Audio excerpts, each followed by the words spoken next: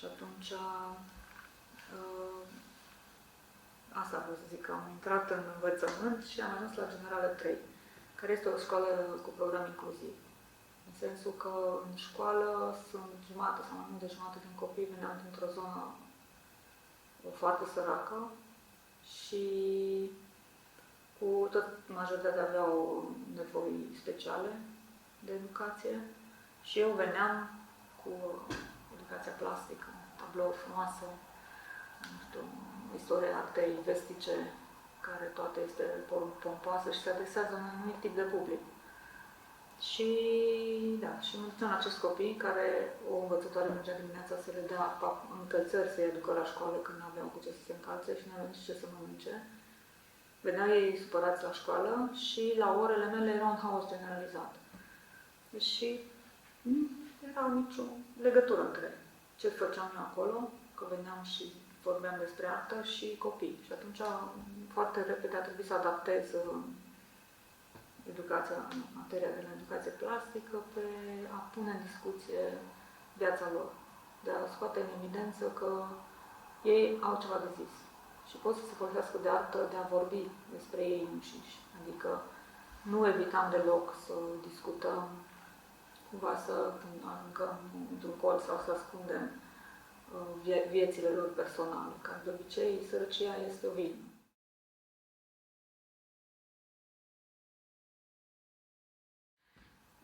Sunt mai multe feluri de zile frumoase. Zilele frumoase sunt în care poate am o discuție foarte profundă cu unul dintre elevii mei și îi cunosc și de obicei sunt foarte fascinată de copii și urmăresc că ce potențial au și cum pot să-i îndrept spre drumul pe care eu îl văd că ar putea să urmeze. Atunci, altă zi foarte frumoasă de profesor este când o lecție funcționează de la început până la sfârșit. Adică există acel moment de aha și toată lumea e încântată că a realizat și și-a dat seama și am ajuns unde ne-am propus.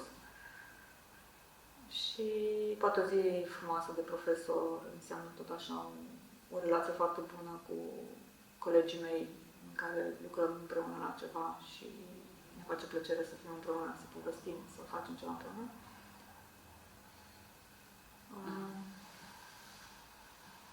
Nu știu, că sunt multe de lucruri. Mie îmi place foarte mult și să particip la cursuri de formare. Și unele le fac online, altele încerc să găsesc și aici local. Și din nou, sunt lucruri care dacă le descoper și sunt noi și mi se pare interesante, mi se pare că am avut o zi foarte faină.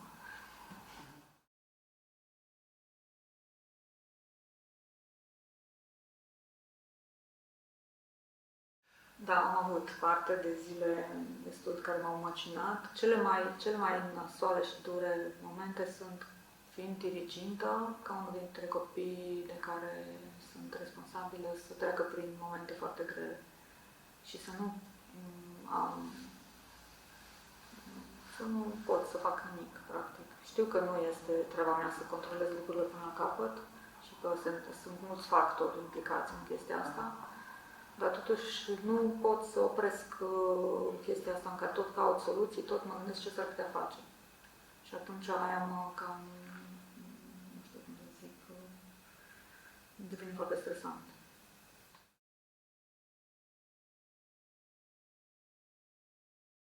M-am zis, mă interesează ca ei să-și urmeze potențialul și nu să învețe să facă niște teme, practic.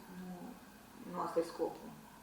Adică, de exemplu, o chestie ce urmăresc este să îți definești foarte clar timpul de lucru și să îți finalizezi cu succes lucrarea, chiar dacă ți se pare că le se pare că nu e și ce mare realizare. Dar este, în sensul că ai dus la un sfârșit ceva ce ți-ai propus. Pe de altă parte, avem subiecte grele pe care le abordăm și le găsești o modalitate prin care poți să le transpui în artă. să vorbești. De exemplu, că am avut tema asta în proiectul nostru de la post-educație, în 2022, mecanisme de supraviețuire. Asta venea după pandemie, în sensul că foarte mulți au fost afectați și și-au găsit soluții la perioada stresantă.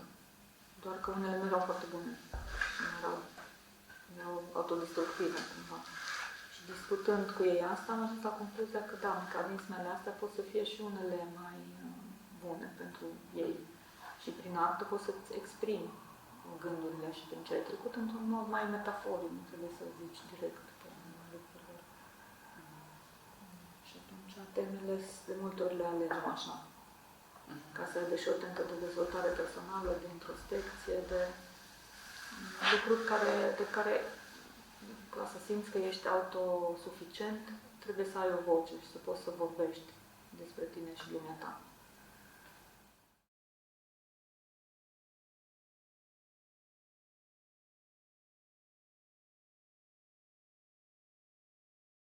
Un nivel văd așa persoana în lumea lui, cumva, elevii. Primul nivel e că el trebuie să aibă abilități să se descurce în această lume. Nu se știe ce urmează cu lumea asta. În al doilea rând trebuie să fie el o persoană integră, să fie, cum să zic, este un model de persoană pe care o urmăresc. Să fie onest, să poată să spună ce gândește și să gândească critic. Și deci astea sunt două.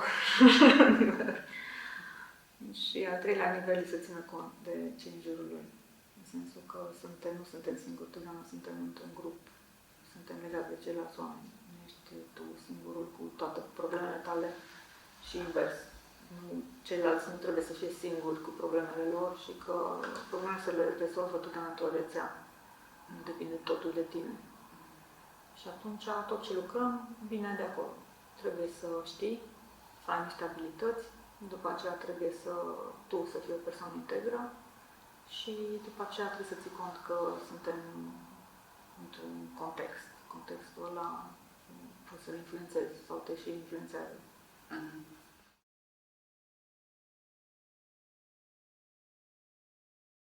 Și partea legată de faptul că ești profesoară la un colegiu de arte, te preocupă sau simți că ești datoare să le dai și formarea de viitori artiști? Sau nu neapărat? Nu neapărat. Deci nu mi se pare asta un scop în sine să fii artist. Adică suntem la liceu. Încă se pot întâmpla multe în viața lor. Asta este alegere ce vor face probabil în clasa 12-a, dacă o să-și aleagă să meargă în direcția artă sau să aleagă altă direcție. Și orice aleg este legitim să-și aleagă.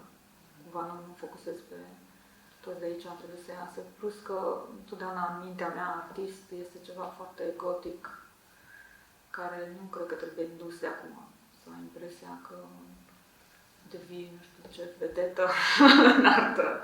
Și asta e scopul tău în viață. Pentru că nu poți să duci asta de la în adolescență.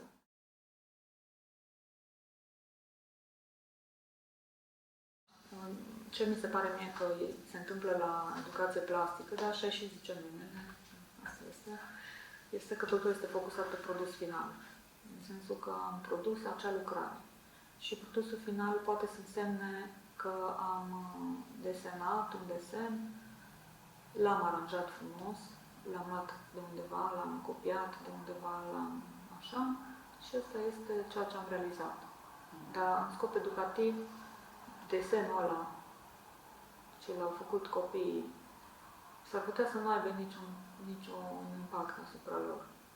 Nici în a înțelege arta, aproape deloc, în sensul că tu ai făcut un desen și se dă impresia că aia este arta, și nici asupra dezvoltărilor a gândirii creative nu are niciun impact, în sensul că De cele mai multe ori, profesorii de educație plastică propun un model, îl iei, îl pui, îl redai, totul este foarte frumos. În sensul că dacă e modelul corect, chiar este ceva spectaculos și rapid. Doar că, din nou, pe termen lung, ce înseamnă asta? Pentru a... Ce vrei să educi la copii cu chestia asta?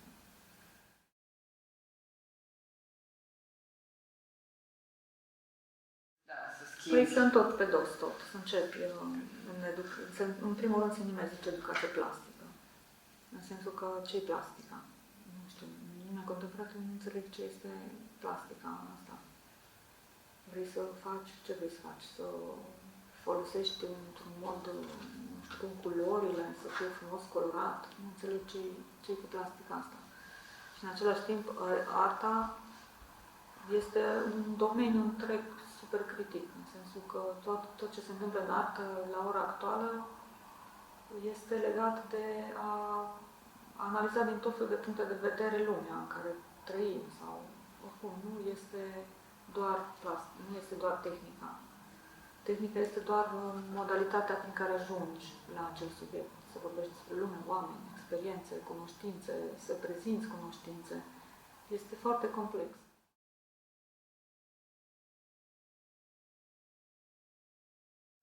Și așa, să fac un salt așa mental, ceea ce fac și la PCI cu copiii, avem această educație plastică și după aceea te duci cu copiii la o expoziție de la artă electronică, de exemplu.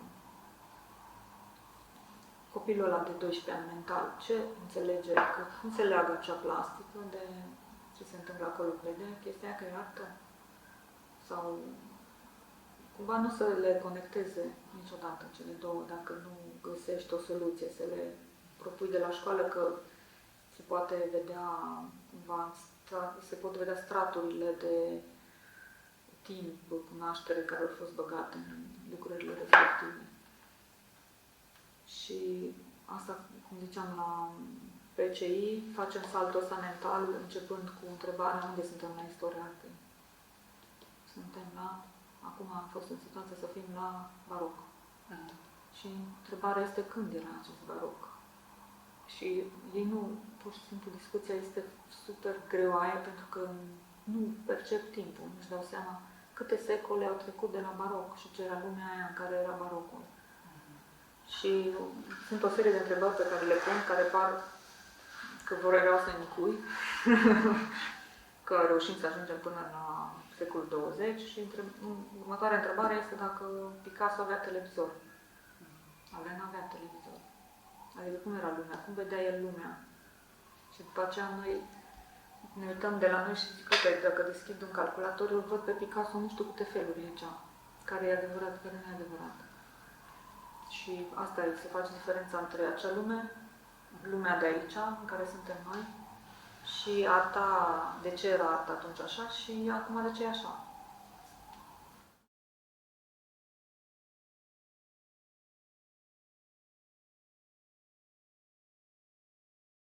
Și eu cred că și un copil de 12 ani înțelege asta. Pentru că el, fiind născut cu telefonul în mână, folosește imaginile astea, deja fac parte din el, de felul care vede lumea. Și atunci este foarte ciudat ca tu să vorbești despre imagini, dar fix despre imaginile alea să nu vorbești, despre care ei sunt parte din lumea lui. Pentru că tu le vorbești, le arăți o carte foarte frecată de pe vremuri, cu o poză decolorată și el se uită la 4K pe telefon și da, și la educație plastică se vorbește despre ceva ce nu știi de ce e tot imagine, dar nu e din lumea ta de imagine.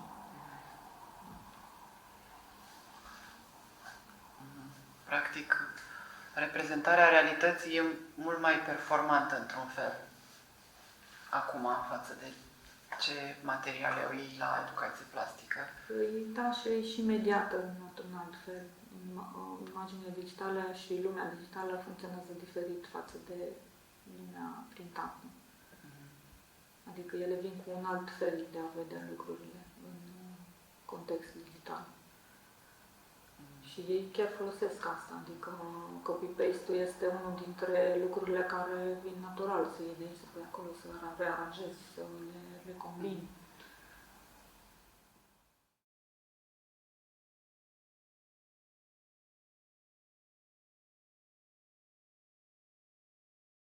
Da, și Instalații. eu aș vedea lucrurile ca să vezi tot timpul global, în jurul unui subiect, mai degrabă decât în jurul unei tehnici sau în jurul unei perioade.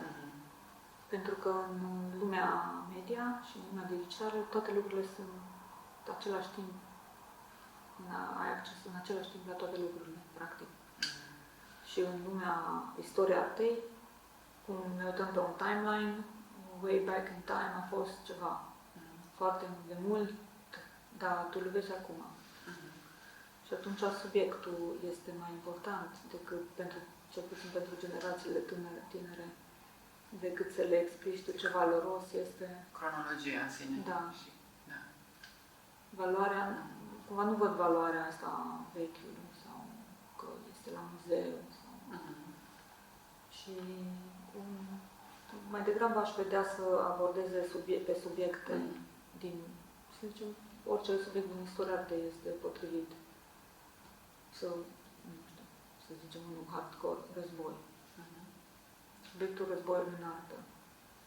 Și îl abordez din mai multe perioade, mai mulți artiști, depinde cum îți propui lucrări, care să fie și ele, și actuale, și din trecut. Și să vezi ei de ce vedeau așa și el de ce vedem așa.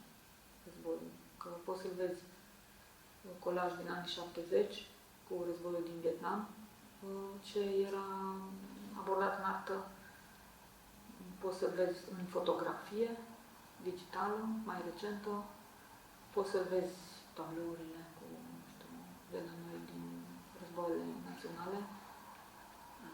Și sau poți să vezi o instalație care este interactivă, care folosește date și vizualizare de date și așa. Și automat tu înțelegi toate lucrurile în felul ăsta și înțelegi care este mecanismul artei.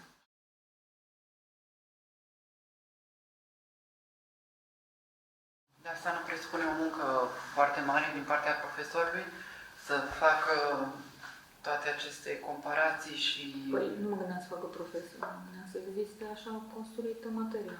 Aha. În sensul de a alege niște mari teme. Aha, scuze, da. Asta te-am întrebat. La educație plastică. Corect. Și să le propui teme, pe bază de teme. Să zicem, dacă sunt micuți și apăsător să abordezi așa o temă gravă. Și poți să corelezi și cu ce învață în rest, la restul materiilor, de exemplu. La clasa a 5-a poți să vorbești doar despre, știu eu, pe interesele lor. Nu știu, joc și cum apare asta în copii, în artă. Și din nou o să găsești o diversitate de abordări din trecut până în zilele noastre. Să vorbim numai despre jocuri, de exemplu, un an întreg să abordezi cum apare în artă asta. Și să nu pierzi nimic, să treci prin impresionism, prin ce mai, unde mai apar copii jucându-se. Păi și copii jucându-se și faptul că lumea artei în sine sau modul de a face artă are legătură cu jocul. Da. Are niște reguli, are niște elemente pe care cu care umbli și le urmărești regulile și câștigi sau pierzi, mai schimbi regulile, mai faci alt joc. Mă gândeam la nivelul de clasa a 5-a, știi? În sensul că ceea ce zici tu acum merge mai degrabă pentru liceu. Nu, dar la copii mici. Că punctul, dacă vrei să prinzi și tema punctului și a liniei și a nu știu ce, hai să ne jucăm cu puncte. Da, și că mă gândeam să renunț complet la stilul ăsta de a vedea sub formă de puncte arta. Că asta chiar nu, cum să zic, da. Nu văd pentru ei de la acel punct cum o să extrapoleze la artă. Deci pornim cu punctul și când mergem la o expoziție s-a cam rupt. Sunt de acord și am renunțat la tot. Mă gândeam acum dacă ar fi așa ca o cale de mijloc să înțeleagă și profesorii că n-au făcut degeaba puncte și linii și să mergi către ceva care ține de... complet degeaba. Deci acum de-aia nu intră copii în galerii, nu intră nimeni la muzeu și la galeriile de artă pentru că au trecut prin sistemul ăsta, care din start te pus la distanță de cum a început educația plastică, tu ești aici și ea de acolo. Așa a început educația. Un mare artist, care nu e la noi aici, a murit deja, a făcut ceva foarte, foarte important și tu faci acolo, faci niște puncte, dar nu faci ce a făcut el, cel mai important lucru ce l-a făcut el. Și atunci, tu cine ești? Păi...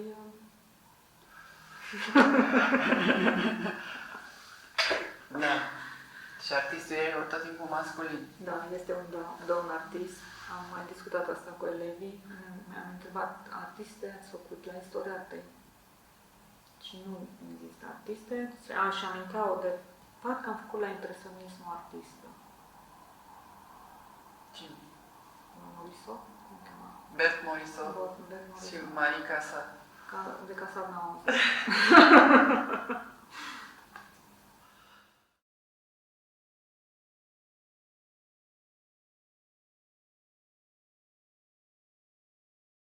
Deci, eu lucrez cu adolescenți. În principal au între 16 și 19 ani. Dar am lucrat și cu copii mai mici, în sensul că am avut ore la clase primare. Și pentru adolescenți, cum am zis, mă interesează foarte mult și dezvoltarea personală. Încă pentru ei nu este foarte clar definit ce o să devină, dar ce am observat este că există o presiune ca să devină ceva anume. De-aia și la discuția despre că trebuie să fim deschiși spre unde ne ducem. Și asta, cumva, centrarea asta pe a deveni un anumit tip de om sau un anumit tip de job posibil, mi se pare periculoasă, cumva, să încep din liceu. Să-ți fixezi foarte clar că numai acolo, în direcția aia. Și o opțiune este aceasta cu artistul. Și artistul, în definiția ceea ce facem noi la școală, la vocațional, este acea personalitate și este prezentată ca un, pe de o parte, marele geniu, pe de o parte, artistul consacrat care s-a realizat și pe de altă parte este acel artist suferind care stă în atelierul lui și caută marea expresie artistică. Și niciuna dintre opțiunile astea nu o văd transpusă peste lumea în care noi trăim acum. Și o să mă duc spre ideea asta de la Gerd Biesta de a face educația centrată pe lume, nici centrată pe curriculum, nici centrată pe elev. Adică noi trăim într-o lume care are limite, sunt foarte clare limitele ei și care și are niște... și noi trebuie să înțelegem că în lumea asta noi trebuie să o abordăm cu, cum să zic, cu grijă și în același timp să ținem cont că nu suntem singuri pe acest pământ, nu suntem numai oamenii, ci în jurul nostru există tot felul de sisteme ecologice care trebuie să ne susțin pe noi și noi le susținem pe ele, practic.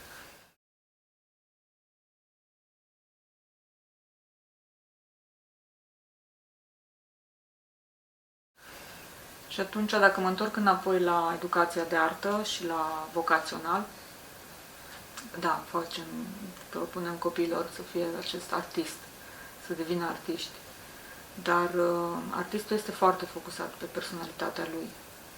Și nu este, scopul nostru nu să dezvoltăm artistul în sensul de ego uman, că eu sunt cel care vine cu ideile și fac chestii și trebuie să ne uităm puțin arta asta, cum să zic, o raportăm la lume.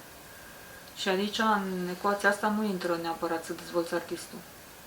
El intră să vezi cum vezi prin artă lumea și ce oamenii unde sunt în raportul ăsta și care este scopul lor și ce facem noi toți aici. De aceea nu văd de ce ar trebui să le propui din start să fie artiști, mai mult decât să fie niște oameni integri și responsabili. Și orice alt aspect de abilități și job viitor și ăsta să fie legat de asta.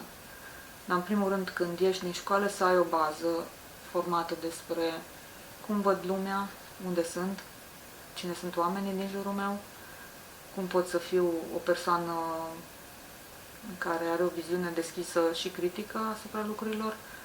Și aici intră tot, adică toate crizele în care suntem acum, în sensul că este război. Unde sunt față de războiul ăsta și în general? De ce suntem aici? Criză climatică. Da, fac eu arte. Facem arte și ne facem artist. Dar trăim în această realitate. Asta este o urgență, pur și simplu, o urgența omenirii.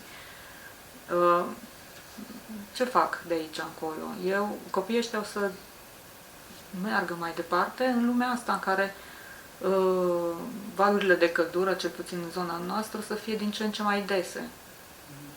Noi învățăm că trebuie să devină personalități în artă și uităm că lumea asta este cum este, adică s-ar putea ca noi să nu ne permitem să mai devenim personalități, poate că o să trebuiască să pur și simplu să învățăm să trăim de pe zi pe alta, în condițiile în care suntem acum, sau să inventăm noi tehnologii care să ne ajute să ne adaptăm, sau arta să fie într-adevăr acea zonă de, cum să zic, tampon între creativitate, tehnologie, gândire critică și societate în care cauți soluții care nu le-ai mai avut, n-ai mai putut, nu le-ai văzut, pentru că ai fost foarte focusat pe un domeniu. Și ar trebui să aibă acest potențial transdisciplinar, arta.